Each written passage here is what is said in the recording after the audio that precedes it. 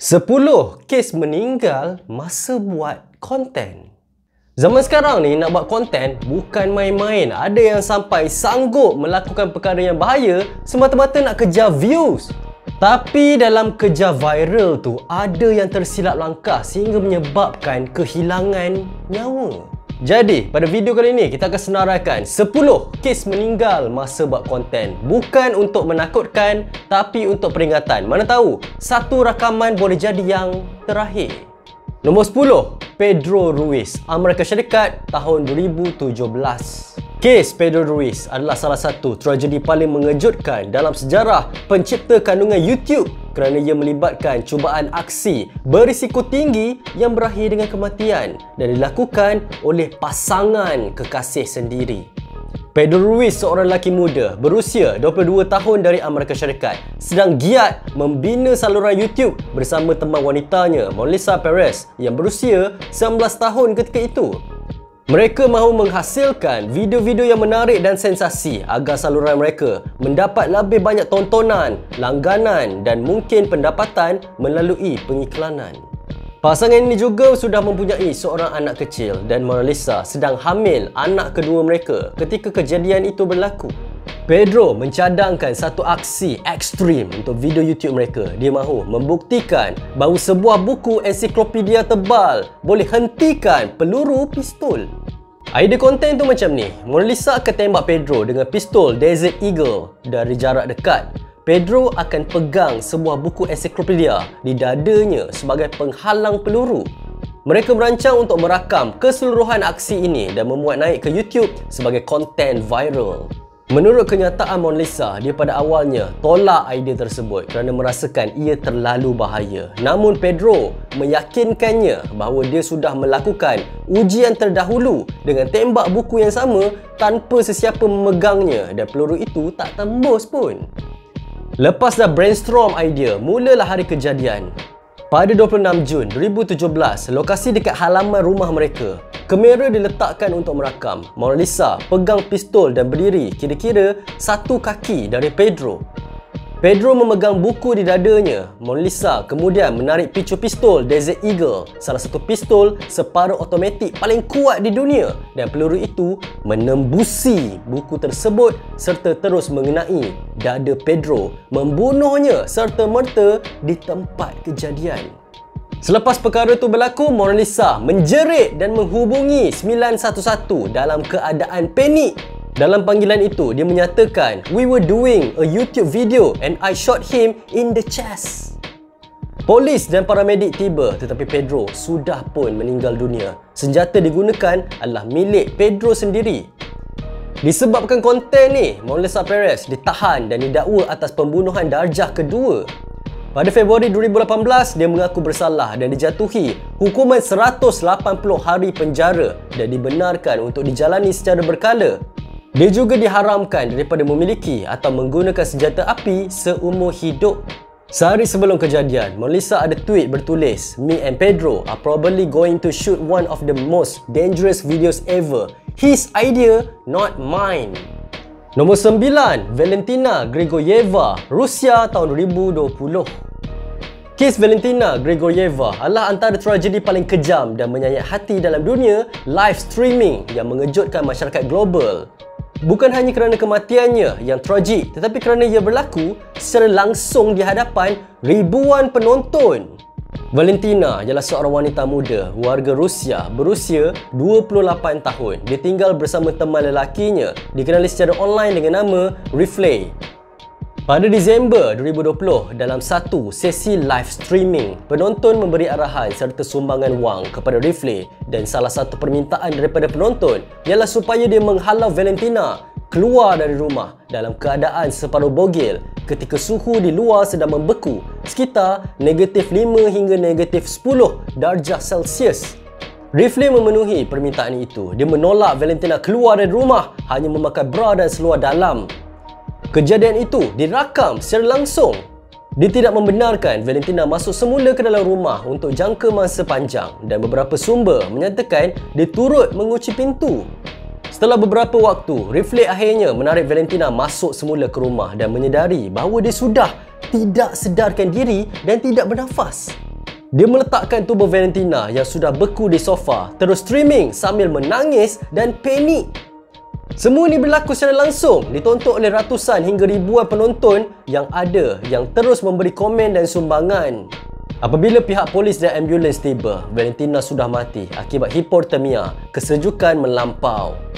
Hasil bedah siasat kemudian menunjukkan bahawa dia bukan sahaja mati kesejukan tetapi turut mengalami kecederaan pada kepala dan muka, dipercayai akibat dipukul sebelum dihalau keluar. Akibatnya, Rifley ditahan dan didakwa atas tuduhan pembunuhan. Pada April 2021, mahkamah menjatuhkan hukuman 6 tahun penjara kepada Rifley yang dianggap sangat ringan dan mencetuskan kemarahan ramai kerana kematian itu dianggap berlaku atas tindakan yang disengajakan, kejam dan disiarkan secara langsung.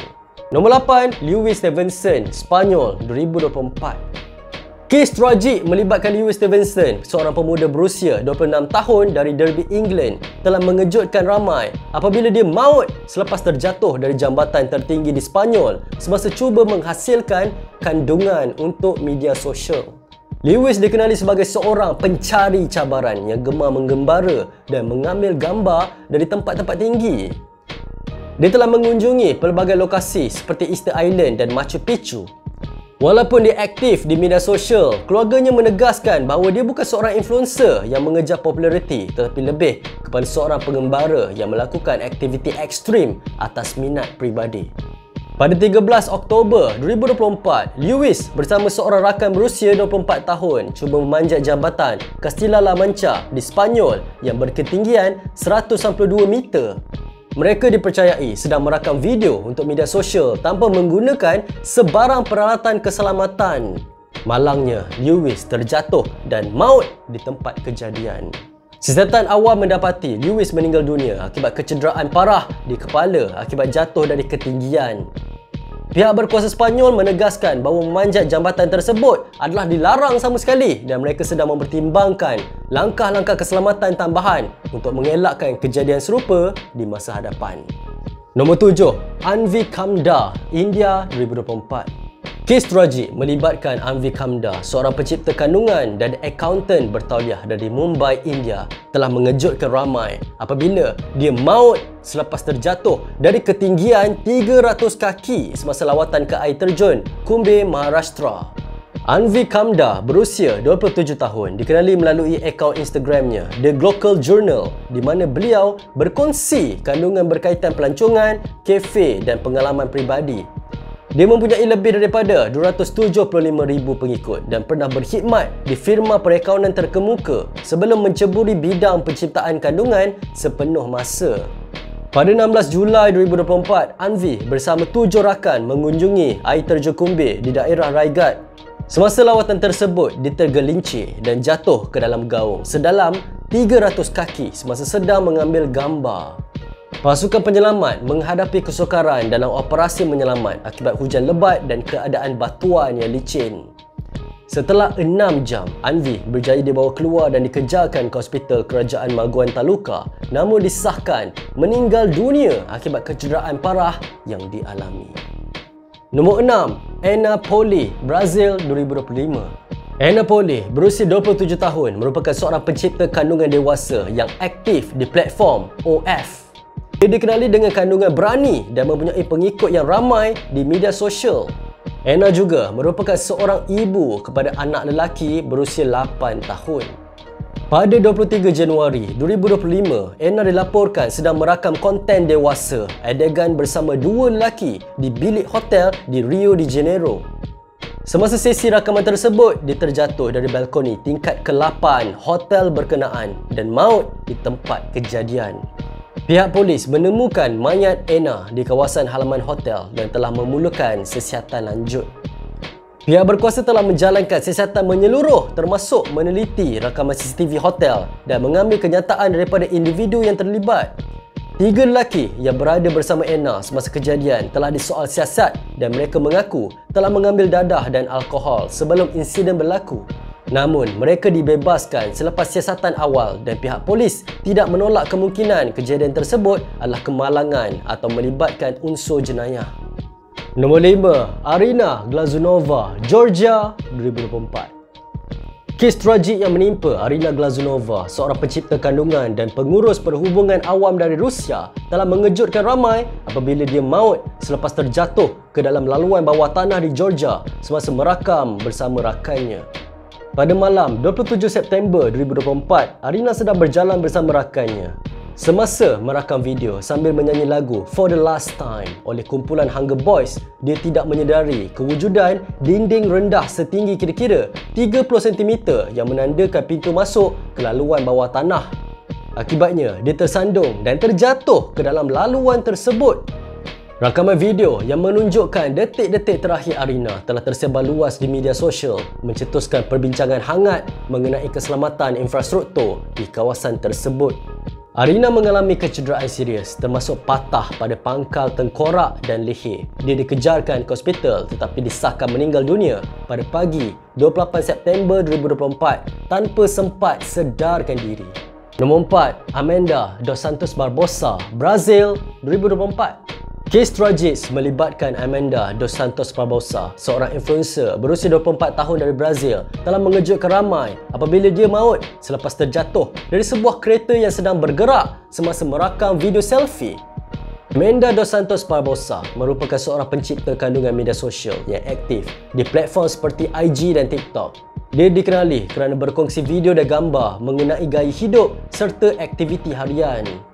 Pada awal pagi 18 November 2024, Amanda bersama 3 rakannya sedang dalam perjalanan pulang selepas menghadiri satu majlis di João Pessoa, Brazil. Semasa dalam perjalanan, Amanda berdiri dan mengeluarkan badannya melalui sunroof kereta untuk merakam video selfie. Rakaman dari dalam kereta menunjukkan dia memegang telefon bimbit sambil berdiri di atas tempat duduk dengan separuh badannya keluar melalui sunroof. Rakaman CCTV dari kawasan sekitar menunjukkan Amanda duduk di atas bumbung kereta yang sedang bergerak. Apabila kereta tersebut brek secara tiba-tiba, dia kehilangan keseimbangan dan terjatuh ke atas jalan raya. Sebuah kereta lain yang sedang memasuki jalan tersebut tidak sempat mengelak dan melanggar Amanda yang terbaring di atas jalan. Dia mengalami kecederaan parah dan disahkan meninggal dunia di tempat kejadian. Nombor 3, Diego Kawa Oliveira, Brazil 2024. Kes tragik yang menimpa Diego Kawa Oliveira Santos, seorang influencer dan pemuzik muda dari Brazil, telah mengejutkan ramai apabila dia maut selepas terjatuh ke dalam tasik semasa merakam kandungan untuk media sosial. Diego juga dikenali dalam talian sebagai MC Digan MD, berusia 20 tahun dan berasal dari Americana, Sao Paulo, Brazil.